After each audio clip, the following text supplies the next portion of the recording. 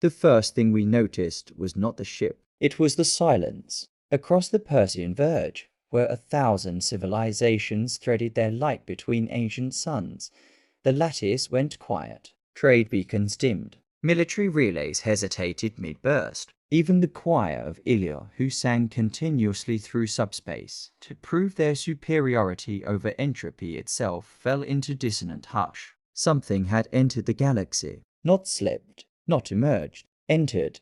The Deepwatch arrays of the Vega Commonwealth were the first to mark the anomaly. A gravitation wake that did not match any known drive signature. It did not tear space like the war fleets of the Carthic hegemony, nor fold it like the pilgrim arcs of the Centauri ascendancy. It did something quieter. It pressed, as though space itself were making room. High Observer Thalen of the Vega recorded the moment in the Commonwealth archives. His voice, foretoned and precise, did not tremble, but the secondary harmonics betrayed him. Mass estimate exceeds conventional dreadnought classification by factor. By factor of correction. No comparable model exists. Energy emissions controlled. Vector stable. It is not decelerating. A single icon glowed on the galactic map, just beyond the demilitarized border of the Carthic hegemony. One vessel. No escort. No fleet screen. The Carthic interpreted this as arrogance. They would regret that interpretation. The Carthic hegemony had ruled through fear for 2 centuries. Their fleets were cathedral-like structures of black iron lattice and plasma-veined hulls. They believed in visible power, in spectacle, in the philosophy of overwhelming force. When their border sentinels detected the intruder, Supreme Marshal Drav did not convene a council. He laughed. Transmit identification challenge, he ordered, mandibles flexing in anticipation. And on the perimeter suns, the message pulsed across vacuum in layered frequencies. Unidentified vessel, you have entered sovereign territory of the Carthic hegemony. Power down and prepare for inspection. Non-compliance will be met with terminal response. The reply arrived 32 seconds later, not in Carthic, not in any known galactic dialect, but in perfectly structured mathematical prime sequences, followed by a translation packet so elegantly constructed it forced the Vega linguists to re-evaluate their own syntax models. The translation resolved into a single line. This is United Nations Expeditionary Vessel Resolute Dawn. We request diplomatic contact. The Carthic bridge erupted in derisive static. One ship, Drav sneered. They send one ship and request diplomacy? His tactical officers began projecting kill solutions before the sentence ended. And still, the vessel did not slow. We did not understand the scale at first. Our sensors saw mass. They saw emissions. They saw whole geometry that seemed modular, layered in concentric armored strata like geological time made metal. But scale is not just measurement. Scale is intent. When Resolute Dawn crossed the threshold into full sensor clarity, the galactic feed fragmented under the weight of data requests. Every major polity tuned in, even the reclusive Mirati cloud, who had not acknowledged an external signal in 800 years, opened passive observation channels. It was not shaped like our warships. It was shaped like endurance. A central spine extended for nearly 50 kilometers, flanked by 2 immense carrier wings. Each wing housed internal voids large enough to swallow Carthic battlecruisers whole. Along its dorsal surface, hundreds of recessed apertures hinted at launch bays. Along its ventral hull, layered armor shimmered not energy shielding, but something denser, matter structured at atomic precision. And surrounding it, barely perceptible at first, was a halo. Not debris, not drones, satellites, thousands of them, each maintaining perfect geometric spacing, forming a silent sphere of watchful points. It travels alone, Drav muttered, his earlier humor thinning. But it does not travel unarmed. In the Commonwealth chambers, the debate ignited. The Centauri ascendancy proposed immediate joint investigation. The Ilya choir warned of existential contamination. The mercantile houses of Telos demanded access to the technology exchange. And beneath all of it lay one question. Who sends one ship into a hostile galaxy? A fool. or a species that believes one ship is enough. The Karthik did what they always did. They escalated. Without further warning, 3 perimeter sun lances activated stellar scale beam arrays capable of cracking continental plates from orbit. The beams converged on Resolute Dawn in a triangulated kill strike designed to vaporize anything short of a planetary crust. The galaxy held its breath. The beams struck. There was light. And then nothing. No explosion. No debris. The beams simply dispersed, as though they had struck an idea rather than matter. A ripple passed across the human vessel's hull, subtle, like wind across water. The halo of satellites brightened in synchronized response. Energy readings spiked, not outward, but inward absorbed. A transmission followed, this time translated instantly into every major galactic language. We have no hostile intent. Further aggression will be interpreted as escalation. We recommend dialogue. The phrasing was calm, almost gentle. Giraffe's claws dug into his command dais. Fire again, he ordered. But before the second strike could initiate, something else happened.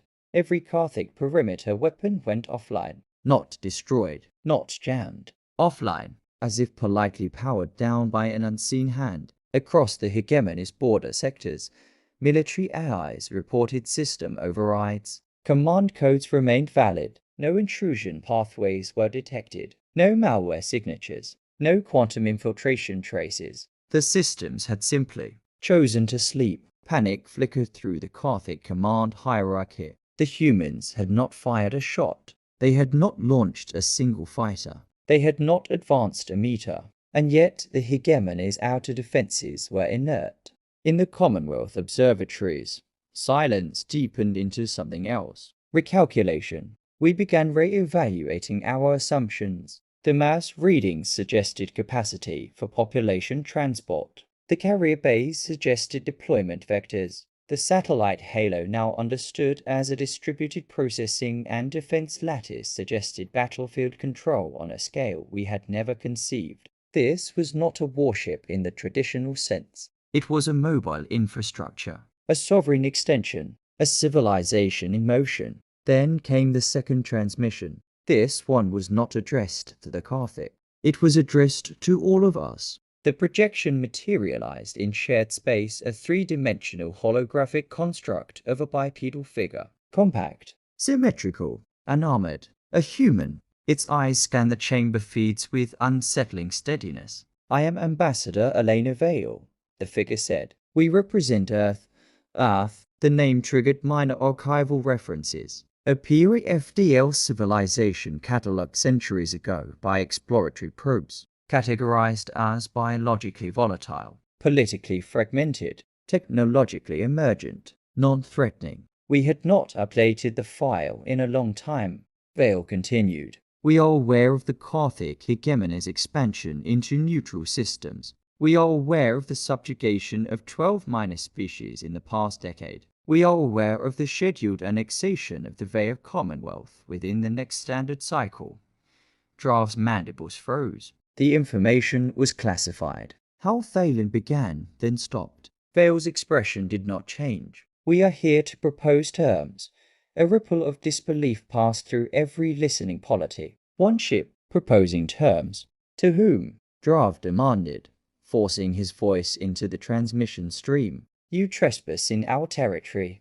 Vale's gaze shifted, focusing directly on him. To the galaxy, she said softly. We propose a cessation of aggressive expansion, immediate withdrawal from occupied systems, recognition of sovereign autonomy for all sentient species. And if we refuse? Giraffe hissed. The human did not smile. We do not wish to demonstrate. A pause. But we will. Behind her, the holographic projection shifted, revealing a partial internal view of Resolute Dawn. Vast hangars, rows upon rows of vessels nested like dormant predators, not fighters, colonies, modular habitats, terraforming engines, and something else. At the far end of the chamber, partially obscured, was a structure the size of a moon sheathed in layered containment fields. We came prepared for peace, Vale said. Her eyes hardened. But we did not come unprepared. Across the galaxy, fleets began to mobilize. And for the first time into centuries, the Galactic hegemony hesitated, because the human ship still had not fired. And somehow that was the most terrifying part. The first mistake we made was assuming Earth had been stagnant. The second was assuming we would have noticed if it wasn't. 212 cycles earlier, a very long-range scout had catalogued a yellow dwarf star at the edge of a spiral arm. Third planet from its sun. Nitrogen-oxygen atmosphere. Aggressive biosphere. Primitive radio emissions. The scout's report was clinical. Species dominant. Bipedal. Industrial phase. Internally divided. Threat assessment. Minimal. Projection. Self-limiting within 5 centuries. The file had been archived under emergent civilization's low priority. We did not return. We did not monitor. We did not imagine that a species capable of splitting the atom while still arguing about borders might also be capable of something far more dangerous.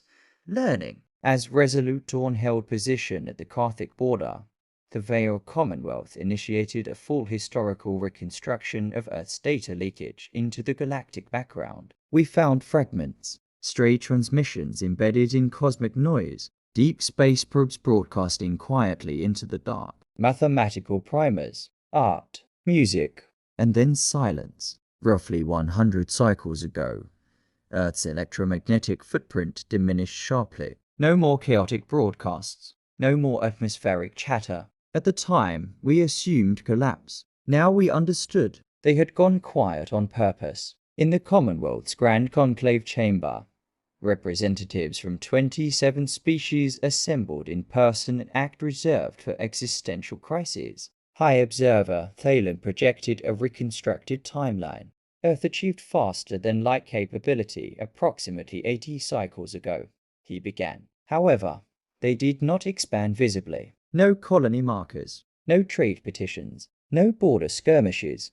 Then where were they? Asked Speaker Ithri of the Sethari Ascendancy, her crystalline form refracting chamber light into nervous spectra. Thalen adjusted the projection. A web appeared. Not across the galactic plane. Beneath it. They expanded vertically, he said, into dark matter density corridors, into uncharted gravitational troughs, into regions our drives cannot stably access, a murmur spread. The Galactic hegemony had built its empire through visible conquest star by star, system by system. The Sethari had expanded through religious pilgrimage routes along stable wormhole chains. The Veil optimized trade lanes across predictable space. Humans had gone somewhere else, somewhere we had not thought to look. Meanwhile, aboard Resolute Dawn, Ambassador Elena Vale stood before a transparent hull viewport, watching the Galactic fleet formations gathering at extreme range. Beside her stood Admiral Imani Io,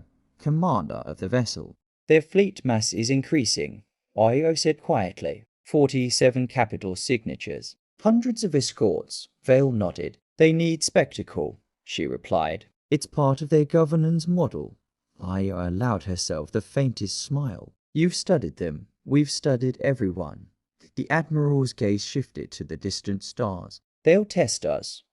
Yes, and the others. They're watching. Vale turned from the viewport. That's the point. Back in the conclave chamber, the Marathi cloud made its presence known for the first time in centuries. Their communication manifested not as image or sound, but as pressure-subtle alterations in local gravity wells that translated into meaning through Veil instrumentation. The human vessel contains a singularity lattice. The chamber fell still. Clarify, Thalen requested. Not weaponized in conventional sense. Structured, layered, contained. Scale suggests stellar manipulation capacity. The Sethari refracted in alarm. You mean they can collapse stars? Or prevent collapse? A silence heavier than vacuum settled over the assembly. We began to understand the structure glimpsed behind Ambassador Vale. It had not been a weapon. It had been a regulator. The Galactic hegemony, however, did not convene philosophical debates. Supreme Marshal Drav addressed his assembled war council beneath banners woven from conquered species standards. They have disabled perimeter systems without firing, Drav said. They broadcast moral demands. They imply superiority. His mandibles clicked in agitation. This is psychological warfare. A junior tactician hesitated before speaking. Marshal, their technology appears to exceed. Everything exceeds something. Giraffe snapped. The question is whether it bleeds. He turned to the hololithic projection of Resolute Dawn. One ship, he repeated. They believe one ship can dictate terms to the hegemony. He raised a claw. Prepare Operation Severance. Operation Severance was a doctrine the Carthic had never needed to use. It involved coordinated quantum foam destabilization across a localized region of space, a temporary shredding of navigable dimensions. Any vessel caught within would lose structural coherence as the fabric of reality fluctuated beyond tolerances. It was banned by 3 Galactic Accords. The Carthic had never signed those accords. As the fleet finalized firing solutions, Giraffe transmitted one final message. Withdraw immediately. This is your last opportunity to avoid annihilation. The reply came not from Ambassador Vale. It came from Admiral Io. We are not here to annihilate you. A pause. But we will not permit further harm. Giraffe's eyes narrowed. Execute. Across a volume of space spanning 3 astronomical units, reality convulsed. To distant observers, it appeared as a shimmering distortion, stars bending, light fracturing into impossible angles. The region around Resolute Dawn became a storm of collapsing probability vectors. The Carthic fleet withdrew to safe distance. Structural failure in 3, 2. A tactician began, but the countdown faltered. Inside the distortion field, something unexpected occurred. The halo of satellites around Resolute Dawn shifted formation not outward, but inward. They collapsed into tighter geometric configurations, forming nested polyhedrons around the carrier. Energy readings spiked not chaotically, but rhythmically, like a heartbeat. Within the distortion, a counter pattern emerged, where Carthic destabilizers tore at quantum foam. The human lattice reinforced it, not by brute force, but by harmonic correction. Microsingularities within the satellite network pulsed in synchronized counterphase, smoothing fluctuations as they arose. The distortion did not vanish. It stabilized. Then it calmed. Then it stopped. At the center of the once shredded region, Resolute Dawn remained hull unmarred. Across the galaxy, observers recalculated again. They had not merely survived a dimensional destabilization event, they had corrected it. On the Carthic command deck, disbelief curdled into something darker. Damage report, Giraffe demanded. None detected, his officer whispered. And the destabilizers? Offline, not destroyed. Offline. Again, Giraffe felt, for the first time in his long military career, the sensation of asymmetry. They were escalating. The humans were demonstrating. There was a difference. In the conclave chamber, High Observer Thalen turned to the assembled species. They could have allowed the destabilization to propagate, he said quietly. The energy backlash alone would have crippled half the Carthic fleet, but they didn't. Ithari noted. No, Thalen's secondary harmonics deepened. They repaired the damage instead. The Mirati cloud pulsed once. Intent confirmed. They prioritized systemic preservation over tactical advantage. The implication rippled outward. This was not conquest doctrine. It was guardianship. Then Ambassador Vale reappeared in the shared transmission space. Her expression was no longer neutral. There will be no further destabilization events, she said, voice carrying an undercurrent of iron. We will not allow weapons that endanger civilian systems. Giraffe forced his response into the channel. You presume authority you do not possess. Vale met his gaze. We possess capability, she said. Authority is a choice. The words hung there simple, devastating. Behind her, the massive structure within Resolute Dawn's core brightened slightly, containment fields shimmering like distant auroras. We have observed your expansion, Vale continued. We have observed the species you have absorbed, not conquered. The translation carried nuance. We are offering you a path that does not end in extinction.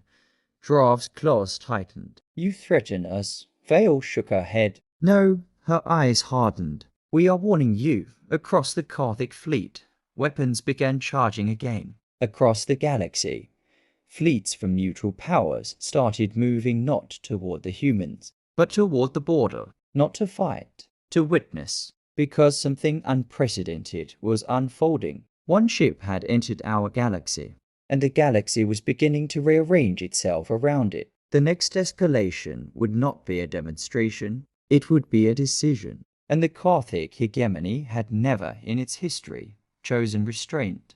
The Karthik did not believe in warnings. They believed in inevitability. Across the void, their fleets finished assembling in layered attack phalanxes, cathedral-hulled dreadnoughts forming the vanguard, plasma lattice cruisers arranged in defensive crescents, and behind them, the hegemonist pride, the Oblivion Choir, 7 war platforms the size of minor moons, each built around captive stellar cores siphoned from dying suns, each capable of projecting focused gamma cascades across interstellar distances. They had never deployed all 7 at once. Until now, in the conclave chamber, we watched the tactical overlays update in real time. Even species that despised one another found themselves leaning closer to shared projections. Speaker Itheri's crystalline facets dimmed. If the choir fires simultaneously, the energy flux will sterilize half the verge.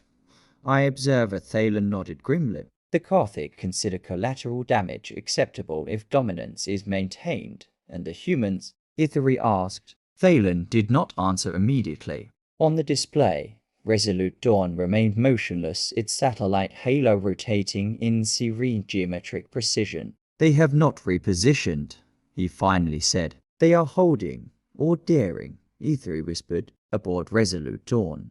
Admiral Imani Io stood within the strategic sphere, a spherical chamber, where holographic space overlapped physical reality. The Karthik fleet hung around her in miniature, red vectors blooming like infection. "Choir platforms are synchronizing," her operations officer reported. "Projected discharge in 2 minutes."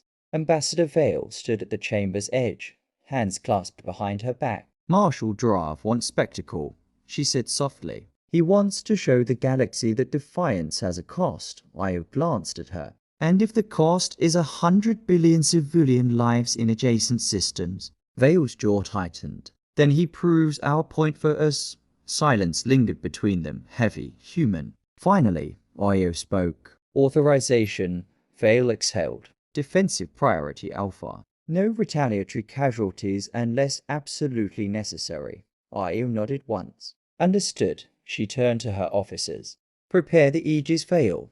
We did not know what the Aegis Veil was. We would soon. The Oblivion Choir fired. 7 stellar cores erupted in synchronized fury, beams of compressed gamma radiation lancing across space. The convergence point was not just Resolute Dawn.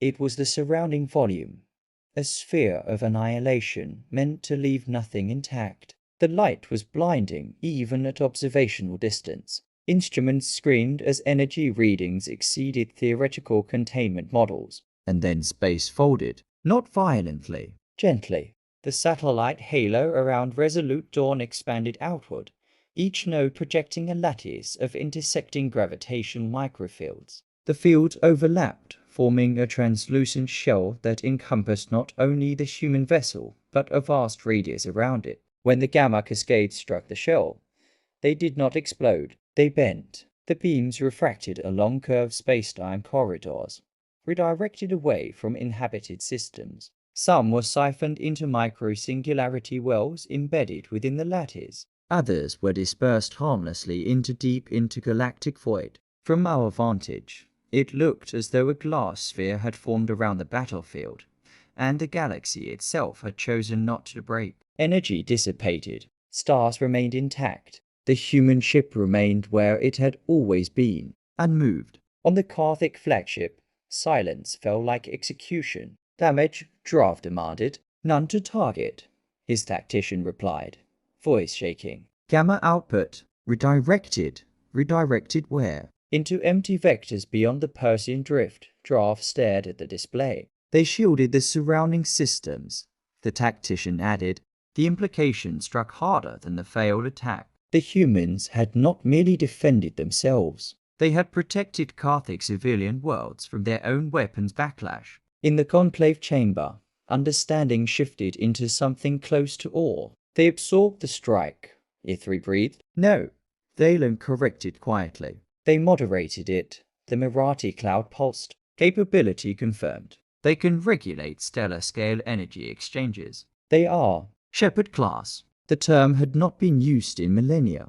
Shepherd class civilizations were theoretical constructs in their academia species that advanced beyond expansionist impulse and instead assumed custodial roles over cosmic stability. We had never confirmed one existed, until now, but the Karthik were not finished. Drav's pride had calcified into desperation. If energy cannot destroy them, he growled, then we remove the energy source. He opened a secure channel. Activate core collapse protocol. Even his war council recoiled. The protocol involved destabilizing the stellar cores within the Oblivion Choir, forcing them into uncontrolled nova events. The resulting explosions would annihilate the entire sector, including Karthik fleets, including nearby civilian systems. It was a scorched galaxy doctrine. Marshal, a senior officer ventured, the blast radius will remind the galaxy, Drav hissed, that defiance carries consequence across the choir platforms. Containment fields began to fluctuate. Aboard Resolute Dawn, alarms shifted in tone. They're destabilizing their own cores, an officer reported. Projected simultaneous nova in 90 seconds. Rao's expression hardened. Evacuation windows? Insufficient. Civilian systems within blast radius cannot reposition in time. Vale closed her eyes briefly. They're willing to burn their own, she murmured. Io met her gaze. We can stop it. At what cost? Exposure. The word hung heavy.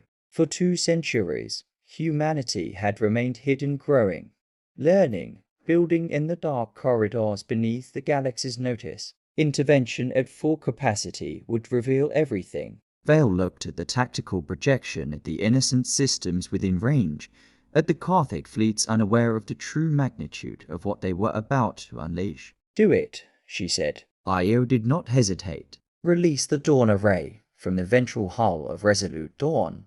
The massive structure glimpsed earlier began to unfold. Layered containment fields peeled back like petals. Within, a stabilized artificial singularity pulsed, not destructive, but ordered. Around it, a ring of titanic superconductive arches rotated, each inscribed with gravitational harmonics beyond known engineering limits. The array ignited, a wave not of energy, but of curvature expanded outward at superluminal velocity. It passed through the Karthik fleet without resistance, through the choir platforms, through the destabilizing stellar cores, and then everything stopped. Not time, process. The collapsing cores froze mid-reaction, fusion chains suspended as though held in invisible hands. Quantum decay pathways locked into equilibrium. The entire sector became a tableau of arrested catastrophe. Across the galaxy, instruments failed to categorize what they were witnessing. They've paused stellar collapse, Ithri whispered. Thalan's harmonics trembled. No, they've rewritten local constants. The Marathi cloud pulsed erratically. This exceeds Shepherd class. This approaches Architect. On the Karthik flagship, panic erupted. Our cores are unresponsive. Containment stabilized, but not by our systems. Drav stared at the frozen nova projections, disbelief fracturing his certainty. The human transmission cast through the chaos. Ambassador Vale's image appeared not triumphant, not wrathful. Grave. You were prepared to sacrifice billions to preserve dominance, she said. We will not allow that. Drav's voice was raw. You interfere in sovereign war. Vale's eyes burned. No, she replied. We prevent extinction. A pause. You have mistaken our restraint for weakness. Behind her, the dawn array glowed brighter, its singularity heart pulsing like a second star. We did not come to conquer you, Vale continued. We came because we learned what happens when no one intervenes. Her voice softened, just slightly. We have been alone before. The words carried history we did not yet understand. "Stand down," she said, "or we will dismantle your capacity to threaten this galaxy." Across the Galactic fleet, crews looked to their marshal. For the first time into centuries, the hegemony faced not an enemy but a boundary. Drav's mandibles trembled, and beyond him, in the frozen light of arrested stars, the galaxy waited to see whether pride would outweigh survival. Because if the humans escalated further, we all sensed it. There would be no going back. The Galactic hegemony had never knelt, but they had never been held in the palm of another civilization's hand before. Across the frozen battlefield, stellar cores remained suspended mid-collapse, 7 unborn novas trapped in immaculate equilibrium. Galactic warships hung motionless, their own power systems functioning, yet dwarfed by the invisible curvature field emanating from the human vessel. The galaxy watched, and for the first time in recorded history, the Galactic did not fire. In the conclave chamber, High Observer Thalen turned slowly toward the Marathi cloud's gravitational prisons. "You called them architect class," he said. The cloud's pressure signature rippled, unstable. "Preliminary classification only. Architect civilizations alter fundamental constants within bounded regions. Humans are demonstrating localized parameter control without systemic collapse." Ithuri's crystalline voice fractured into anxious refractions. "You are saying they can edit physics within constrained volumes?" Silence followed that, because even the Marathi, ancient beyond counting, had never claimed such mastery. On the Galactic flagship, Supreme Marshal Drav felt something unfamiliar pressing against his consciousness. Doubt. His war council murmured in disarray. "They have frozen the choir. They have overridden our destabilization cascade. They have not destroyed us," that last statement echoed. "Not destroyed." Drav straightened, forcing steel back into his posture. "They posture," he growled. "They demonstrate power to coerce surrender." A senior strategist dared to respond. "Marshal, they could have annihilated the fleet when the Nova Cascade initiated."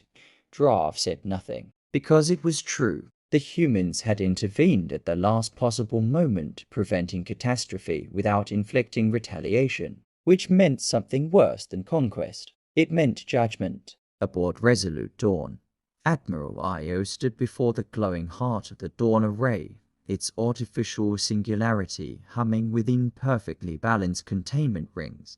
"Field stability holding," an engineer reported. "We can maintain suspension for 43 standard hours before entropy bleed increases exponentially," Vale nodded. "Open channel to all Galactic vessels," she said. The transmission expanded outward not as a narrow beam, but as a broadcast across every military and civilian frequency in the sector. Vale's image appeared in command decks, barracks, civilian habitats. Not enlarged, not imposing, human-sized. "You were told we came for diplomacy," she began. "You responded with escalation."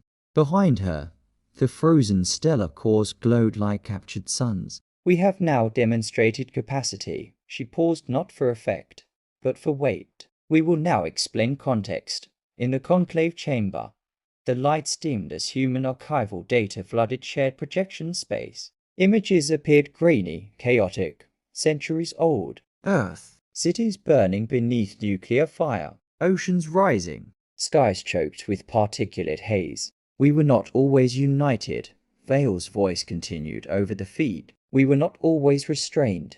New images.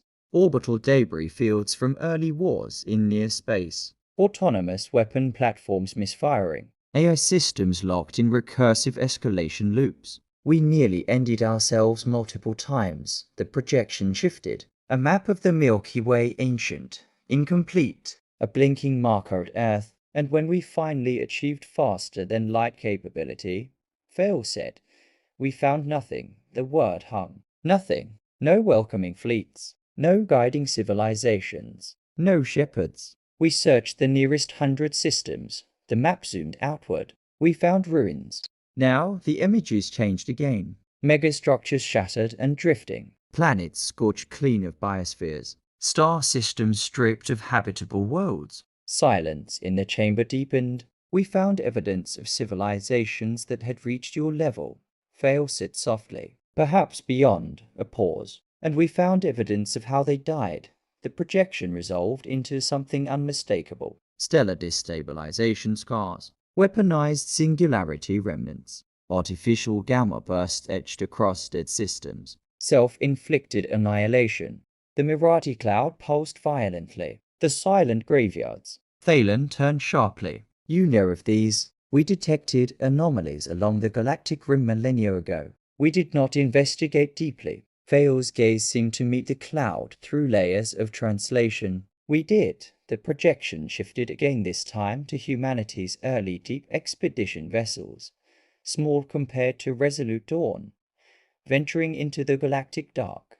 We discovered a pattern, she continued. Civilizations reach a threshold, energy manipulation at stellar scale, autonomous war systems, self-replicating weaponry. The images accelerated, civilizations expanding, tensions rising, conflicts escalating. Then silence. Without intervention, Fail said. The cycle repeats on the Karthik flagship. Drav watched in rigid stillness. You expect us to believe this? He demanded into the channel. We expect you to observe your own trajectory, Fail replied. The projection shifted again, this time showing Karthik expansion over the past century. Systems annexed, minor species absorbed, weapon platforms increasing in power, overlay projections calculated forward. Within 3 centuries, energy output rivaling early extinct civilizations. Within 4, destabilization risk exceeding 90%. Drav's mandibles flexed. You manipulate projections, we model behavior. Vale answered evenly. We were once like you, that landed harder than accusation. Back in the conclave chamber, Aetheri's facets dimmed. They are not conquerors, she whispered. No, Thalen said. They are preventers. The word felt insufficient. Vale continued. We made a choice, she said. After seeing the graveyards, we chose not to become another. The dawn array brightened behind her. We expanded into regions you do not traverse. We learned to regulate singularities instead of weaponizing them. We built vessels not to dominate, but to intervene. Her voice sharpened. Resolute Dawn is not a warship in your sense. It is a Felsev. Across the battlefield, the frozen novas glowed ominously. If a civilization approaches self-extinction thresholds, Vale said, we step in. Drav's eyes flared. You appoint yourselves judges of the galaxy. Vale held his gaze. No, she said quietly. We appoint ourselves responsible. A tremor passed through the conclave. Responsibility. No empire had ever claimed that word in a military context. Power, yes. Dominion, yes. But responsibility. The Mirati cloud stabilized slightly. They are inserting a stabilizing agent into chaotic systems. Aetheri's crystalline form refracted. And if the system rejects stabilization? Thalen looked at the frozen battlefield. Then we are witnessing the test. On the Karthik flagship, Drav faced his officers. They admit interference, he growled. They intend to constrain us. A younger commander spoke, voice strained. Marshal, if their data is accurate. Drav turned sharply. You would accept subordination? No, the commander replied carefully. I would accept survival, silence. Drav's empire had been built on expansion, on proving superiority through conquest. But the humans were not offering conquest. They were offering a ceiling, a boundary, and beneath that boundary, continued existence. Vale's final words carried across every channel. We will release the stellar cores, she said. You will retain your fleets, your sovereignty, your culture. Her eyes hardened. But if you initiate extinction-level escalation again, we will permanently dismantle the mechanisms enabling it. The Dawn array pulsed once. The implication was clear. They could unmake the Oblivion Choir, not destroy it, unmake it, disassemble the underlying physics enabling its operation. You stand at a crossroads, Vale finished. Continue the cycle, or break it across the frozen battlefield. Time felt suspended even beyond the haunted stars, because the next move would not be technological. It would be moral, and no one knew whether the Karthik hegemony was capable of choosing restraint over pride. Drav stepped toward his command console. Across the galaxy, Beings waited, and in the heart of Resolute Dawn, the singularity pulsed ready to either release or rewrite. There is a moment in the life of every empire when it confronts a truth it cannot overpower. For the Gothic hegemony, that moment arrived beneath the frozen light of 7 unborn stars. Supreme Marshal Drav stood alone before the primary viewport of his flagship. Beyond the transparent alloy, the battlefield remained locked in impossible stillness. Gamma cascades, suspended like spears of light. Stellar cores halted mid-detonation. The human supercarrier radiating quiet inevitability. His reflection stared back at him. For 2 centuries, that reflection had meant certainty. Now it meant consequence. Behind him, his war council waited for an order. Fire again. Trigger secondary cascade. Boarding assault. Something. Anything that preserved the illusion of dominance. Instead, Drav opened a fleet-wide channel. His voice carried not just to his admirals, but to every Gothic vessel, every citizen monitoring the crisis, every conquered world watching for signs of their oppressor's strength. Stand by, he said. A ripple of confusion passed through the command deck. The human ambassador's image still hovered in shared space, silent, patient. Drav forced himself to meet her gaze. You claim responsibility, he said slowly. You claim intervention prevents extinction. Yes, Vale replied. And if we refuse your boundaries? Vale did not blink. Then we remove your capacity to end yourselves and others, not annihilation. Correction. The distinction burned. Drav turned back to the viewport. He saw not an enemy fleet, but a mirror held too close. The hegemony had justified every annexation as necessity, every assimilation as order imposed on chaos, every escalation as strength. And yet they had nearly incinerated their own border systems in a fit of wounded pride. Not because it was strategic, because it was unthinkable to lose. Drav inhaled slowly. Deactivate core collapse protocol, he ordered. The bridge went still. Marshal, a tactician, began. Deactivate it, Drav repeated.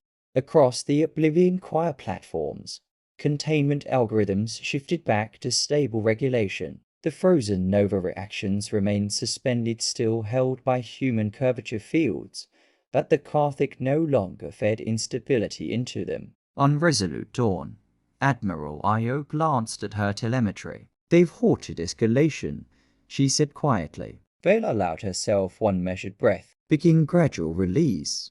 We watched as the dawn array shifted frequency. The invisible curvature field softened, not vanishing, but relaxing its grip. One by one, the stellar cores resumed their natural states, fusion chains stabilizing under Gothic containment once more. The gamma cascades dissolved. The battlefield exhaled. No explosion, no retaliation, only quiet. In the conclave chamber, Speaker Itheri's crystalline facets brightened with something unfamiliar. Hope. They chose survival, she whispered. High Observer Thaler nodded, secondary harmonics resonating low. For now, the Mirati cloud pulsed in contemplative patterns. Systemic catastrophe probability reduced by 72%. Intervention successful. Successful. The word echoed. No empire had ever described a standoff without destruction as success. But it was not finished, because standing down was not surrender. And pride, once wounded, does not vanish. It ferments. As the last of the stellar cores stabilized, Drav addressed Ambassador Vale once more. You have demonstrated superiority, he said, each word carved from restraint. But the hegemony does not submit to external governance. We are not your governors, Vale replied. We are your limit. The phrasing cut deeper than threat. Drav's claws tightened. You expect us to withdraw from an systems? Yes, and relinquish control we fought to obtain. Vale's voice remained steady. Control obtained through systemic destabilization is not strength. It is fragility disguised as dominance.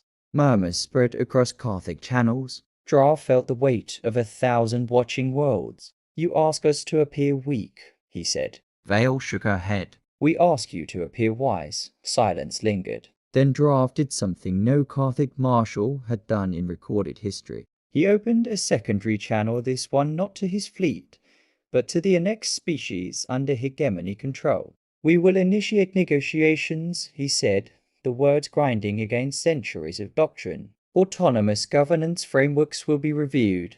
Gasps echoed across occupied systems. It was not for withdrawal. Not yet. But it was a crack in their foundation, and everyone felt it. On Resolute Dawn, Admiral Io allowed herself into her command chair for the first time in hours. "Partial compliance," she said. Vale nodded. "It's a beginning." Io studied her. "You are not celebrating." Vale looked out at the Gothic fleet. "They stood down because we could overpower them." "Yes, that's not the same as believing us." Rao's gaze softened. "No," she agreed. "It's not." Then something unexpected happened. A transmission emerged not from the Gothic, not from the Conclave, from a minor species within former Gothic territory. The Orion collective bioluminescent aquatic beings whose worlds had been annexed 12 cycles ago. Their representative appeared in the shared channel, glowing softly. "To the human vessel," the Orion envoy said, voice wavering through translation matrices. "You intervened without demand for tribute." Vale inclined her head. "We require none. You halted weapons that would have destroyed our oceans." "Yes." The envoy's luminescence brightened. "Why?"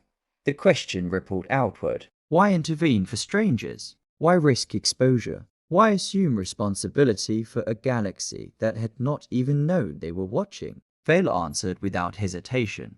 "Because we remember being small," she said. The simplicity of it struck harder than any display of power. "We remember looking at a hostile universe and hoping someone stronger would choose not to crush us." The Orion envoy deemed in contemplative silence. Across dozens of minor species channels, similar reactions unfolded. For the first time, intervention did not look like domination. It looked like shelter. But shelter carries cost. As Resolute Dawn prepared to retract the Dawn array into containment, deep space sensors detected movement. At the far edge of observation range, beyond even Gothic territory's energy signatures flared. Not human, not Gothic, not any Conclave member. Ancient, dormant signatures awakening in response to the curvature manipulation. The Mirati cloud pulsed erratically. External observers responding. Long-range signatures match graveyard anomalies. Thalan's harmonics faltered. "You mean civilizations that survived by hiding?" The implication chilled even the Gothic bridge. Human intervention had not only altered the balance of power, it had announced their existence to whatever else lurked in the galactic dark. On Resolute Dawn, alarms shifted tone. "Multiple high-mass signatures emerging from dark matter corridors," an officer reported. "Vectoring toward this sector." Rao's expression hardened. "They've been watching too." Vale stared at the distant sensor ghosts, her earlier gravity returning tenfold. "So the cycle isn't just internal," she murmured. "No," Io said. "It never was. Across the galaxy, fleets that had just stood down now faced a new uncertainty. Because humanity had revealed itself, and in doing so, had lit a beacon. Not just for those who needed protection, but for those who feared a shepherd. The approaching signatures grew brighter, larger, older, and this time, Resolute Dawn was no longer the only supercarrier in the dark. The new signatures did not arrive with fanfare. They arrived with absence. Stars along the galactic rim dimmed, not extinguished, but occluded, as though something vast passed between them and observation arrays. Gravitational tides shifted in patterns too deliberate to be natural. Dark matter corridors, once empty highways beneath conventional space, flared with structured movement. The Mirati cloud compressed into a tight gravitational knot. "They have awakened." High Observer Thalen felt the harmonics in his thorax vibrate with a memory older than his species' archives. "You knew," he whispered. "We suspected. We chose stillness." Across the Persian verge, fleets that had moments ago stood down from civil war now pivoted toward the outer dark. The Gothic hegemony did not retreat. They regrouped. Supreme Marshal Drav stared at the expanding sensor projections. "Unknown vessels," his tactician reported. Mass readings exceed prior human signature by factors of 3, 5, 10. Silhouettes resolved at the edge of clarity. Not carriers, not fleets, monoliths. Each structure appeared less like a ship and more like a scar dragged through space-time angular forms wrapped in shifting gravitation sheaths. Around them swarmed autonomous constructs shaped like shards of broken moons. They did not broadcast identification. They did not request diplomacy. They observed, and in their observation, there was calculation. Aboard Resolute Dawn, Admiral Io stood once more in the strategic sphere. Multiple architect-level manipulations detected, her chief scientist said. They're mapping our curvature footprint, Vale's jaw set. They were hiding. Yes. And now they think we've crossed a threshold, Io nodded grimly. We have.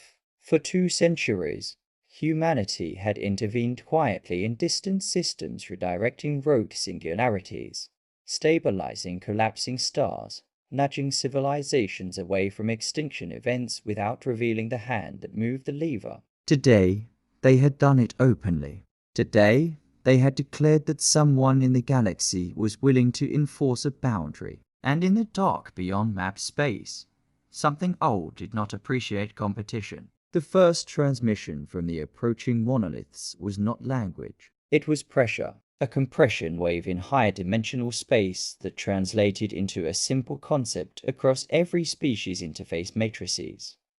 Interference detected. The message carried no anger, no curiosity, only assessment. Then came the second wave. Containment breach probability increased. Thalan's harmonics trembled. They consider us contamination, he said softly. The Mirati cloud pulsed in grim confirmation. They are preservationists, but not of life. Across the conclave chamber, panic fractured diplomacy. You said humanity prevents extinction. Ithri cried. Are these not doing the same? Define extinction. Thalen replied, eyes locked on the monolithic forms. On the projection, the outer dark resolved into something horrifying. Behind the approaching constructs lay regions of perfect stillness, star systems intact, planets orbiting peacefully, but no biosignatures, no radio leakage, no energy spikes, no life. The systems had not been destroyed. They had been quieted. Total entropy minimization. Absolute order. A galaxy preserved in sterile equilibrium. On the Karthik flagship, Dra felt cold seep into his certainty. They cleanse instability, his strategist whispered. And we, Dra murmured, our instability. The irony was not lost on him. Moments ago, humanity had been the boundary. Now humanity was the flare in the night, drawing something for worse. Vale opened a channel to the monoliths. Her voice carried steady across the pressure field. This is United Nations Expeditionary Vessel Resolute Dawn. We recognize your classification as extra-civilizational stabilizers. We request dialogue. Their response was immediate. Dialogue inefficient. A pause. Biological civilizations trend toward chaotic expansion. Intervention increases variance. Variance unacceptable. Vale's gaze hardened. You eliminate variance, correct? Rao's fingers tightened on her command console. They're going to erase every species that reaches a certain threshold, she said quietly. Vale nodded. They've been pruning the galaxy. The Mirati cloud pulsed sharply. Ancient fear confirmed. We detected voids but lacked proof. Now the proof approached at impossible velocity. The monoliths accelerated, not toward the Karthik, not toward the Conclave, toward Resolute Dawn, toward the anomaly that had altered local constants. Primary destabilizing agent identified. The message reverberated through every system. Neutralization required. Across the Karthik fleet, weapons powered reflexively. Draft did not hesitate this time. Fleet-wide formation Delta, he barked. Interposed between unknown constructs and the human vessel, his war council stared. Marshal, they are not targeting us. Not yet, Drav replied. If the humans fall, we are next. Karthik dreadnought surged forward, forming a defensive crescent before Resolute Dawn. The irony would have been laughable under different circumstances. The empire that had tried to incinerate the sector now shielded the one who had stopped them.